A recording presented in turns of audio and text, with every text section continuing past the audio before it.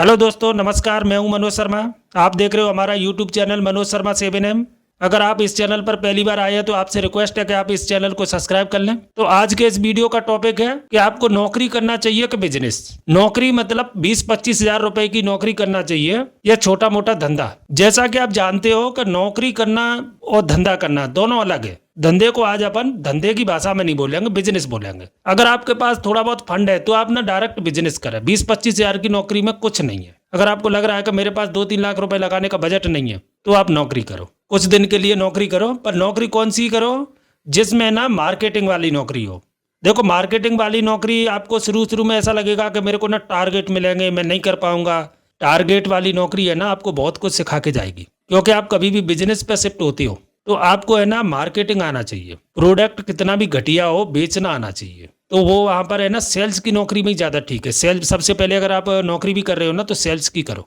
वहां से आपने अब टारगेट को पूरा करना सीखो। वो कंपनी का टारगेट रहेगा पर लेकिन है ना आगे आप लोगों के काम आएगा वो। तो वहां पर है ना टारगेट पूरा करना सीखो। उसके बाद 2-3 लाख रुपए हो जाए ना, उसके बाद में बिजनेस पर शिफ्ट करो। क्योंकि 20-25 हजार की नौकरी में कुछ नहीं रखा है। कितना भी बढ़ जाएगा पेमेंट तो आपको ना 30 हजार 35 हजार रुपए मिलना चालू हो जाएंगे कुछ दिन बाद। तो 30-35 हजार में कुछ नहीं रखा है। अगर आप खुद का स्टार्टअप करते हो, स्टार्टअप ऐसे नहीं करना होता। उस बिजनेस के बारे में पहले स्टडी करो, देखो, लोगों से मिलो, इसमें कितने मार्जिन है। जो इस बिजनेस को कर रहे हैं उन लोगों से मिलो। हालांकि मैं वो आपको इस बिजनेस के बारे में सही जानकारी नहीं देंगे। बहुत से लोग होते हैं जो सही जानकारी दे देंगे, पर लेकिन बहुत कम है कि लोग सही से जानकारी दें। सबसे पहले आप ना इसमें ये देखो कि कितना % मार्जिन होता है। नौकरी को अगर परमानेंट करना चाहोगे ना तो प्रॉब्लम ये होगी कि नौकरी कभी बढ़ेगी नहीं, ज़्यादा नहीं जाएगी। अगर आपकी शिक्षा ज़्यादा नहीं है तो नौकरी पेट पालने के लिए ठीक है। अगर आपको लग रहा है कि मेरे को लाइफ में बस मेरा ना तो ऐसा ही चलता रहे तो नौकरी ठीक है। अगर आपको लग रहा है कि मेरे बड़े बड़े सपने और मेरे को पूरा करने हैं तो आप नौकरी से नहीं कर पाओगे। देखो, बहुत से लोग बोलते हैं ना कि 30 हजार से मैंने स्टार्ट किया, 1 लाख तक पहुंच गया। वो बंदा 1 लाख का नहीं था, वो बंदा बहुत ज्यादा अमाउंट का था। नौकरी में ना वो 1 लाख में फंसा है। वो अगर ना खुद का बिजनेस कर रहा होता ना तो कहीं ज्यादा पैसे कमा रहा होता। नौकरी में कोई नहीं देता इतना पेमेंट, क्योंकि आपकी वैल्यू के हिसाब से पेमेंट मिलते है वहां पर। क्योंकि वो जानते हैं कि आप लोगों से ना लाखों का बिजनेस लेंगे, उसके बाद आपको हजारों रुपए देंगे ओनली। तो लाखों मिल रहे हैं ना तो आप उनका करोड़ों का काम कर रहे हो। आप ना धीरे धीरे नौकरी को हटा के ना बिजनेस पे शिफ्ट हुआ करो। बिजनेस पे बहुत ज्यादा चांस रहते हैं कि आप आगे जा सकते हो। और सेल्स की नौकरी क्यों आप बोलते हो ना कि सेल्स की नौकरी क्यों? सेल्स की नौकरी इसलिए क्योंकि आप जब भी कोई भी प्रोडक्ट बनाओगे, आपका प्रोडक्ट कितना भी घटिया हो, आप उसे सेल कर लोगे। इसलिए सेल्स की नौकरी ज्यादा ठीक है। ऑफिस में बैठने वाली नौकरी कर ली है ना, जिसमें ना बस मेरे को लिखा पढ़ी करनी, कुछ नहीं करना, लिखा पढ़ी करनी, जैसे समझ लो आप फंस गए। क्योंकि वहां पर है ना 1% भी ग्रो नहीं है। जब तक आप फील्ड में नहीं घूमोगे, मार्केट में नहीं घूमोगे, लोगों को नहीं देखोगे, मार्केट में नहीं समझोगे क्या चल रहा है क्या नहीं चल रहा है, लोगों से नहीं मिलोगे, तो आपका है ना ऑफिस में बैठे बैठे कुछ नहीं होना है। जब आप थोड़ा बहुत अमाउंट कमा लेते हो, 1-2 लाख, उसके बाद जब अपने खुद के बिजनेस में लगाते हो, नौकरी में क्या रहता है? सिक्योरिटी रहती है, आपकी हेल्थ इंश्योरेंस वगैरह रहती है। इन्हें तो आप मार्केट से भी ले सकते हो, और टर्म इंश्योरेंस भी मार्केट से ले सकते हो। ज़्यादा से ज़्यादा 500-600 रुपये महीने में भी मिलना चालू हो जाती है। एक्सीडेंटल बीमा मार्केट से भी ले सकते हो, है ना। ज़्यादा से ज़्यादा 1,000-1,500 रुपये के खर्चे ही आती है, ये सारे बीमे आपको मिल जाएंगे।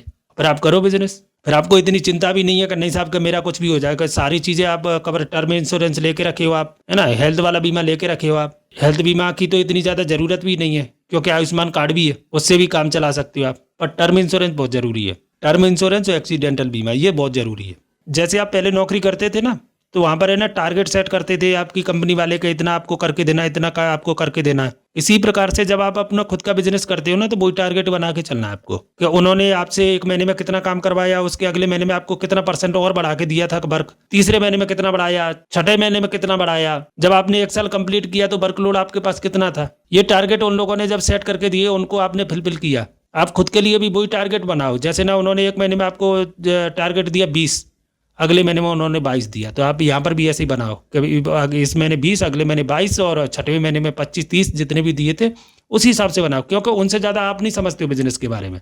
वो जो टारगेट बना रहे थे ना उनसे ज़्यादा आप नहीं समझते हो। वहाँ से बस ये थोड़ी सी नॉलेज लो कि टारगेट पूरे कैसे करते हो और टारगेट को कैसे बढ़ाना है।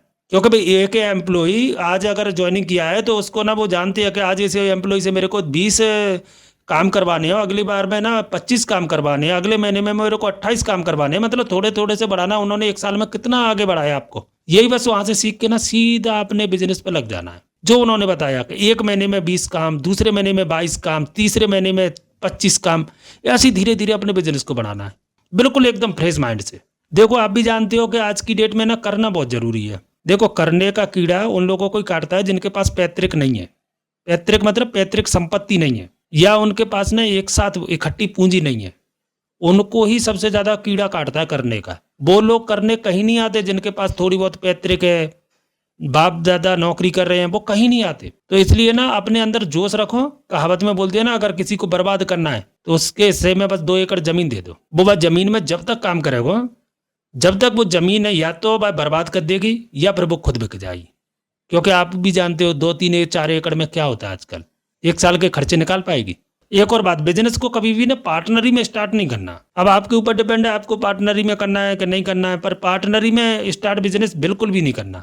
आप भले ही 2 साल बाद स्टार्ट करो, क्योंकि पार्टनरशिप बिजनेस है ना बर्बाद कर देती है। मैंने जितने भी उदाहरण देखे हैं, जितने भी लोगों को देखा है ना, जितने भी बर्बाद हुए हैं ना बिजनेस, वो सब पार्टनरशिप वाले बर्बाद हुए हैं। जब आप कोई बिजनेस स्टार्ट करते हैं तब आप ये जरूर सोच के चलना कि मेरा इस दुनिया में कोई नहीं है, क्योंकि जब आप अपनों के साथ में जाओगे ना तो वहां से आपको प्रॉफिट नहीं मिलेगी। आप सोचोगे कि ना मैंने कोई भी बिजनेस चालू किया है तो ये मेरे से ना खरीदेगा, कभी नहीं खरीदेगा। मैंने लोगों को बर्बाद होते हुए देखा है। रिश्तेदार, दोस्त, यार कोई नहीं आता। आपको जो भी देख लेना, पहला क्लाइंट आपका जो मिलेगा ना, वो आपको जानता भी नहीं होगा, वो क्लाइंट रहेगा। और वो परमानेंट क्लाइंट रहेंगे ना आपके, आप नोट कर लेना, वो आपके रिश्तेदार नहीं रहेंगे परमानेंट क्लाइंट, ना आपके जान पहचान वाले रहेंगे। देखो आप जान पहचान, रिश्तेदार या अपनों, जिन्हें आप अपने बोलते हो ना, उनके साथ में मेल मिलाप रखो, पर लेकिन बिजनेस से संबंधित नहीं। उनसे आपको आशा भी नहीं करनी है कि ये मेरे से ना ये खरीदेगा, कि ये मेरे से ये लेके जाएगा। 1% भी आशा नहीं करनी है आपको, क्योंकि अगर आप आशा करोगे और वो लोग अगर आपके यहाँ पर नहीं आए तो आप जीवन भर दुखी रहोगे। तो इसलिए ना आशा नहीं करनी है। बिजनेस के बारे में और नौकरी के बारे में कंपेयर की बात करूं तो बहुत से शब्द हैं, बहुत सी ऐसी चीजें हैं जिनके साथ में बिजनेस और नौकरी का कंपेयर मैं कर सकता हूं, पर लेकिन है ना वीडियो बहुत ज्यादा लंबी हो जाएगी। तो इसलिए ना कंपेयर जितने छोटे हो सके उतने मैंने कंपेयर करके दिए आपको। ये बिल्कुल है ना मेरी भाषा समझ लो। मेरी भाषा मतलब बिल्कुल देहाती भाषा से मैं बात कर रहा हूँ आप लोगों से, है ना। मैं तो ये ना बिल्कुल एकदम गाँव की भाषा में आपसे बात कर रहा हूँ। अगर आपको अच्छा लग रहा है करो, नहीं लग रहा है नहीं करो। चलो आज के वीडियो में बस इतना ही, मिलते हैं अगले वीडियो में। जय हिंद।